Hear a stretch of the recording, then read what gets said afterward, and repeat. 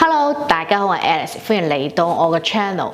今集同大家介紹嘅單位設計係位於將軍澳嘅新樓盤 Grand Season， 實用面積係700零尺嘅3房1套間隔。依家帶大家一齊嚟睇下呢個單位嘅設計亮點啦。我哋保留咗廚房、廁所原有嘅設計，然後成間都採用咗現代輕法式嘅風格。呢種風格俾人一種高貴嘅感覺，透過融入現代簡約嘅元素，令生活嘅質感大大提升。淡雅嘅色調配搭特色簡約嘅線條，營造出舒適自在嘅氛圍。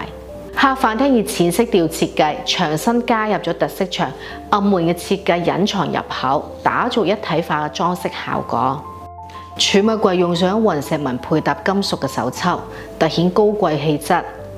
櫃面要條子嘅紋理同埋條子嘅玻璃設計，為空間增添層次。花線點綴令整體嘅設計更加精緻。仔房以藍白色為主調，整體感覺明亮清新，營造出自在嘅氛圍，非常適合小朋友日常嘅學習同玩樂。書台設置喺中間，分隔開睡床同埋衣櫃，令空間更加有秩序。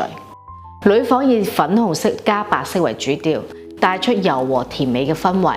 設計上採用咗上格床、下格衣櫃嘅佈局，充分利用咗垂直嘅空間，令整體更加實用。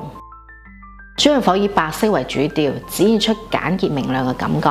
床尾呼應返客飯廳特色牆嘅設計，展現整體風格一致，帶出現代輕法式嘅優雅格調。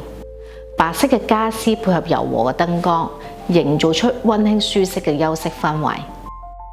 今集就同大家睇到嚟呢度啦，每個空間都各有特色，既美觀又實用。大家有冇話中意邊一 part 嘅設計呢？歡迎留言話俾我知，再記得 like、share 同訂閱啦。下次我再同大家介紹其他嘅單位設計。拜拜。